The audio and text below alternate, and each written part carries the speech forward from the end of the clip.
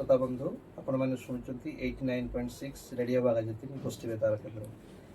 आज के जो प्रोग्राम आज अतिथि एथे आम सहित अच्छा समृद्धि समृद्धि सिनर्जी मेराइन ग्रुप के यंग वुमेन कैडेट है जो कि यहाँ पे सिनर्जी बंधन प्रोग्राम के तहत आए हैं। सो वो आज हमारे स्टूडियो में है। वेलकम टू रेडियो बागायती समृद्धि। बहुत बहुत धन्यवाद और नमस्ते सर।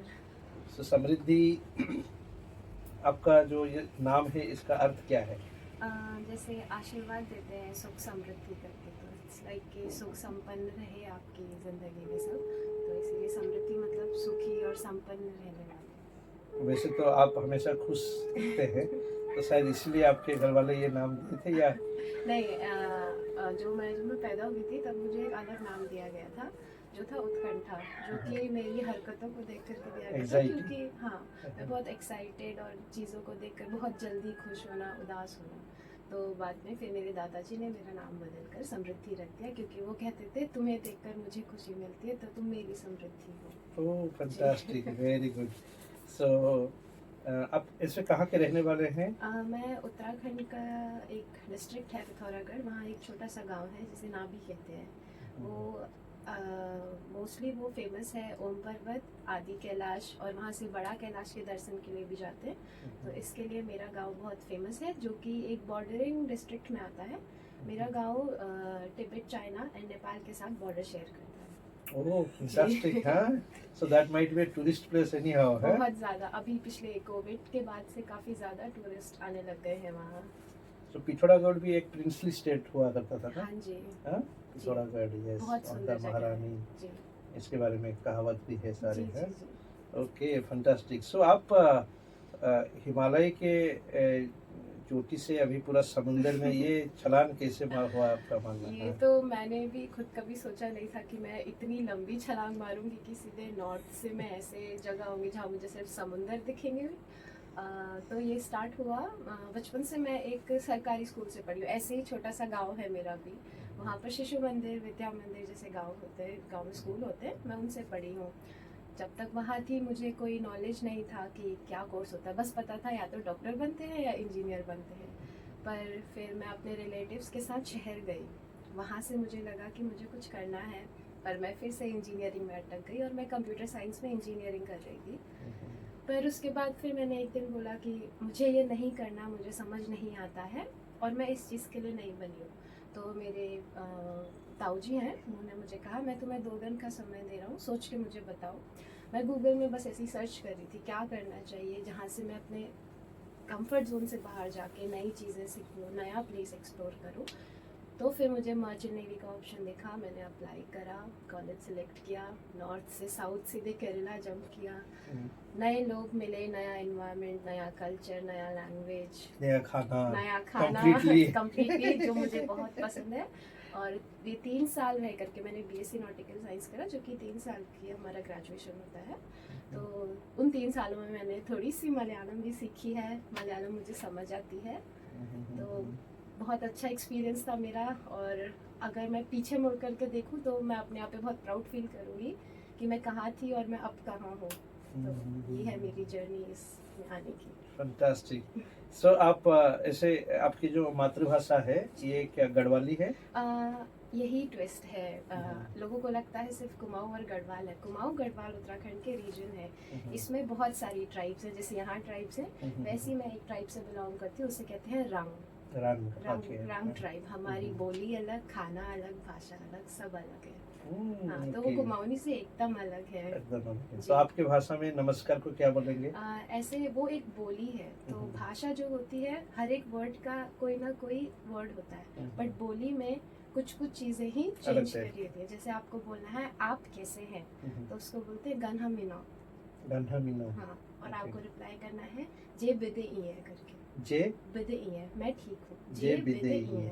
ओके, ये इसका स्क्रिप्ट नहीं है? हाँ, कोई स्क्रिप्ट नहीं है, जो हमारे पूर्वज बोलते हुए आ रहे हैं, हम वही लैंग्वेज तब से बोलते हुए आ रहे हैं। पर अभी एक देखा जाए तो दुख की बात है कि हमारी जनरेशन जो है वो कंटिन्यू नहीं कर रही है ये चीज़, उनको ये सारी चीज़ें पुरानी लगती हैं। तो मैं यही चाहूँगी कि हमारी जनरेशन इस चीज़ को पकड़े रखे और अपने कल्चर को फॉलो करें, साथ साथ वो जो नई चीज़ें डेवलप हो रही हैं उन्हें भी अडाप्ट करें, पर अपना कल्चर ना छोड़ें। Very nice, this is a fantastic message. So community का नाम रांग बोले ना? रंग, RANG, RUNG, रांग, रंग कम्युनिटी। रांग कम्युनिटी। जी। तो आप जो किस टाइप का रिलीजन फॉलो करते हैं? हम जो है हिंदू रिलीजन ही फॉलो करते हैं। हमारे इष्ट देव हम जैसे कि आदि कैलाश ओम पर्वत है, तो हम अपना हमारे लिए हम शिव जी की पूजा करते हैं। देखा जाए तो हम एक तरीके से आदि कैलाश का पूजा करते हैं, तो शिव जी ही हमारे जी। तो आपके कम्युनिटी में या आपके पास आसपास में क्या खाना सब मिलता है? जैसे कि हम लोग यहाँ पे मूढ़ी खाते हैं। जी देखें तो जैसे दूध कलम बोलते हैं, दूध कलम। दूध कलम। दूध इज बेसिकली रागी का आटा होता है, उसको हम कूट करके आटे को हल्का सा स्टीम करके।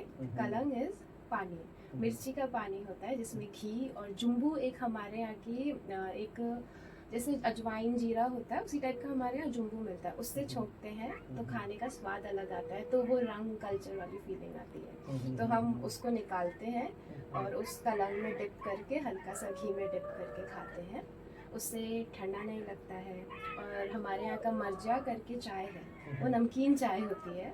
हाँ, तो एक स्पेशल लकड़ी आती है, उस लकड़ी को भिगो के रखते हैं रात भर, गरम करते हैं, उसमें हल्का सा घी डालते हैं, नमक डालते हैं और दूध डाल करके हम वो पीते हैं। तो आप यहाँ पे अगले 10-12 दिन है जी। तो आपके वहाँ पे या ऑनलाइन में अगर इसका मटेरियल मिलता है हम लोग उसको ऑर्डर करके यहाँ पे उसका रेसिपी बना सकते हैं? यही बात है कि आप रेसिपी मैं बता सकती हूँ, लेकिन ऑनलाइन आपको कहीं मिलेगा नहीं। जैसे मैंने बताया कि रंग कल्चर का लोगों से थोड़ा वो हो रहा है आजकल की जनरेशन से, पर मुझे आता है तो मैं बता सकती हूँ। ओके, क्योंकि मैं बहुत सारे जो ट्रेडिशनल फूड का स्टोरी कैप्चर करता हूँ।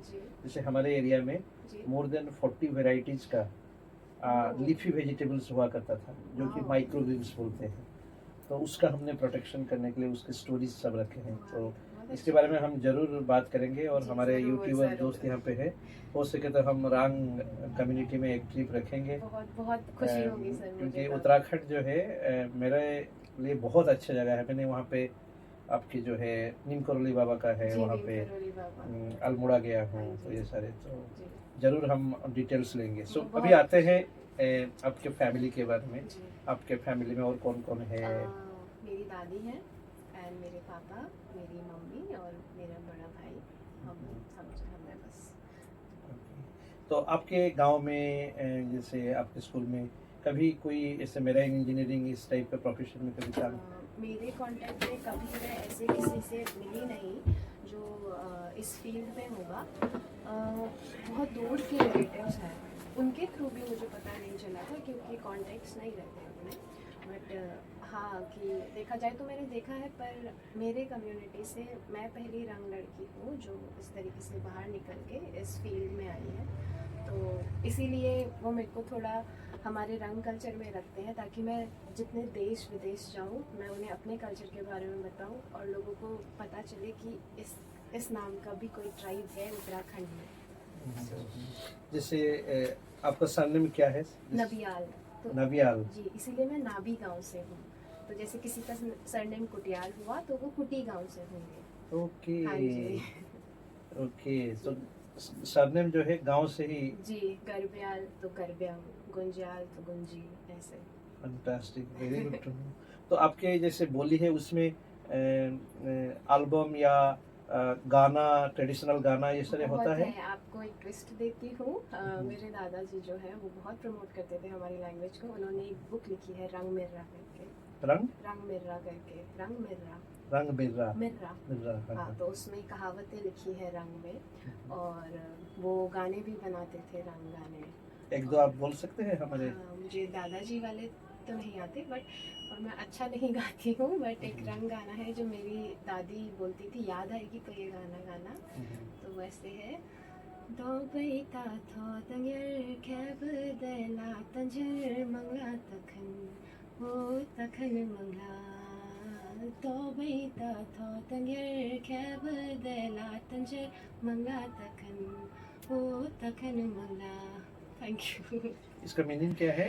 दो बैता थो तंगर मीन्स उस उधर की तरफ को देखिए, खेब देला तंजर, कितना सुंदर चंद्रमा है, तो इस तरीके से जो गाना गा रहे हैं वो कह रहे हैं कि उस सुंदर चंद्रमा को देख कर के उन्हें याद आ रही है जो उन्हें जिनको वो पसंद करते हैं।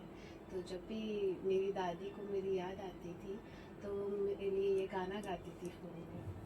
फंटास्टिक, बहुत अच्छा है। थैंक यू चंद्रमा के जो एक स्पेशल स्थान है हर कोई संस्कृति में, जी। क्योंकि चंद्रमा बहुत सुंदर भी है और हाँ बहुत जी। ठंडक भी देता है। Thank you, fantastic. सो वैसे कुछ आपके कम्युनिटी में कुछ musical instrument, unique musical instrument वगैरह है? जी हाँ, दमै बोलते हैं, दमै दमै या दमा। तो वो बेसिकली एक इतना बड़ा सा, जैसा आप लोग कल बजा रहे थे उसी तरीके का एक ढोल होता है, बट वो चमड़े का बना होता है। तो उसे आग में गर्म करते हैं ताकि चमड़ा थोड़ा टाइट हो, और लकड़ियाँ होती हैं बजाने के लिए। तो इस तरीके के 4-5 अलग अलग साइज़ के होते हैं। तो बेसिकली जब ये बजता है तो जो एयर में है इस तरीके की वाइब्रेशन आती है कि वो एयर को प्योर करती है, ये कहा जाता है। तो शादियों में, पूजा में हम लोग इसे बजाते हैं ताकि एक प्योरनेस रहे हवा में, और वो एनवायरनमेंट, खुशी का माहौल, वो हर एक बीट ऐसे खुशी का माहौल लाती है। तो ऐसे कंपटीशन भी होता है कि कौन अच्छा बजा सकता है, कौन ज़ोर से, किसकी धुन कैसे आ रही है। तो इस तरीके का। सो आप आगे जाके जो कंप्लीट शिप में आपका लाइफ रहेगा, जी मैंने सुना है कि बहुत सारे लोग जो है, जैसे हम लोग एक as a general human being जो सुनते हैं कि वहाँ पे बहुत मोनोटोनस रहता है, लोनलीनेस है, सिकनेस रहता है। तो आजकल बहुत सारे वेलनेस कंसल्टेंट भी जी। ज्वाइन कर रहे हैं। तो आप तो टेक्निकल क्वालिफिकेशन वाले प्रोफेशन में जा रहे हैं, जी बट वो सेक्टर में और क्या कुछ ट्राई करना चाहेंगे? मैराइन फील्ड में, शिपिंग इंडस्ट्री में और कुछ करना चाहते हैं? शिपिंग इंडस्ट्री में मतलब जो मैं अभी कर रही हूँ उसको हट करके, तो मैं ज़रूर एक बार पोर्ट की तरफ से काम करना चाहूँगी। मेरा थोड़ा इंटरेस्ट है, या फिर मैं मर्चेंट नेवी क्लब से रिलेटेड काम करना चाहूँगी। तो इन दो चीज़ों में मेरा काफ़ी इंटरेस्ट है, बट आगे देखते हैं कि लाइफ में क्या होता है, क्योंकि एक्सपेक्टेशंस कुछ रखो और हो कुछ जाता है, तो लाइफ का कुछ कह नहीं सकते। तो इसीलिए फंटास्टिक। हमारे एक IAS ऑफिसर हुआ करते थे उड़ीसा में, अभी वो जिंदा है, बट वो बहुत ही स्ट्रॉन्ग एडमिनिस्ट्रेटर थे। तो उनके जो लाइफ हिस्ट्री है, ऑटोबायोग्राफी, उसका नाम है हाईलैंडर्स प्लेन स्पीक। तो वो इतने स्ट्रॉन्ग एंड ऑनेस्ट ऑफिसर थे कि एक टाइम पे उनको ही लोग चीफ मिनिस्टर से भी पावरफुल सोचते थे ऑनेस्टी में। तो उनका किताब का नाम मैंने पूछा कि क्यों ऐसे रखे हैं, बोले कि जो हाईलैंड से है ना वो बहुत स्ट्रेट बोलते हैं और प्लेन बोलते हैं, इतना घुमा के नहीं बोलते हैं। तो ये तब से मेरा उत्तराखंड के लिए जो सम्मान है। बट मैं ये बोलना चाहूँगा कि जैसे आप जिस क्षेत्र से आते हैं जी वो प्रिस्टाइन एरियाज है, नेचर के करीब है, जी और आजकल के जो शिपिंग इंडस्ट्री या जो सस्टेनेबिलिटी एनवायरनमेंट का मुद्दा है, उसको लेके कुछ सोचे हैं आप? मैंने भी सोचा है, और अभी एक भू कानून करके उत्तराखंड में एक कानून चल रहा है जिसको लेकर के काफ़ी वाद विवाद चल रहा है अभी। तो उसमें मैं यही कहना चाहूँगी कि पेड़ का डेवलपमेंट होना बहुत अच्छी बात है, पर उसके साथ हमें प्रकृति को नुकसान नहीं पहुंचाना चाहिए, क्योंकि प्रकृति अपना रूप लेने के लिए कोई भी रास्ता ले सकती है। एग्जाम्पल दूंगी मैं आपको, जब नदी सूख जाती है गर्मियों में, लोग घर बनाना शुरू करते हैं, नदी का रुख चेंज कर देते हैं।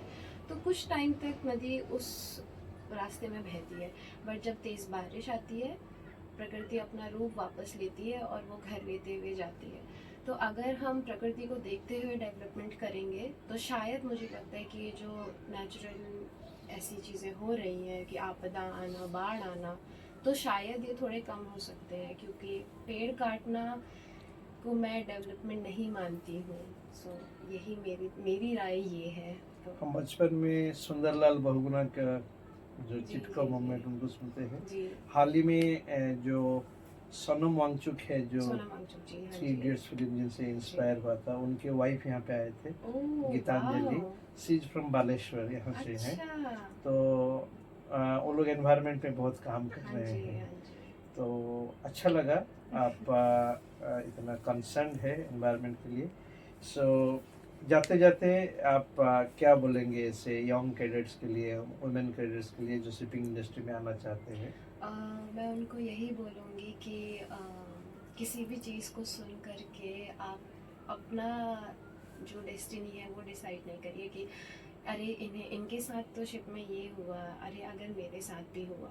क्या पता आप जाएं और आप जो जिस तरीके से काम करें और आप जो चीज़ें कर रहे हैं वहाँ, वो आपकी लाइफ को उस तरीके से ले जाएगी।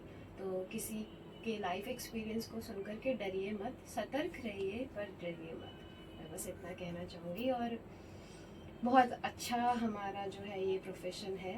मैं सभी को कहूँगी कि मोटिवेटेड रहिए और इस फील्ड में रहना एक काफ़ी सम्मान की बात है। जब मैं अपने घर जाती हूँ तो जिस तरीके से मेरे ट्राइब के लोग मुझे देखते हैं, जिस तरीके से कहते हैं, मेरे दादाजी चेयरमैन थे, फर्स्ट चेयरमैन थे टाउन के, तो मुझे उनके बराबर वो मानते हैं, तो मुझे बहुत खुशी होती है। तो यही कहना चाहूँगी कि इस प्रोफेशन में रहना इज़ बहुत बड़ी बात। तो मोटिवेटेड रह करके अपना काम करते रहिए, बस इतना ही। सो समृद्धि से जैसे हम सुने, सो आप और समृद्ध रहे और समृद्धि की मतलब तरक्की करें, यही हमारा अपेक्षा है। Thank you very much. Thank you so much sir, thank you.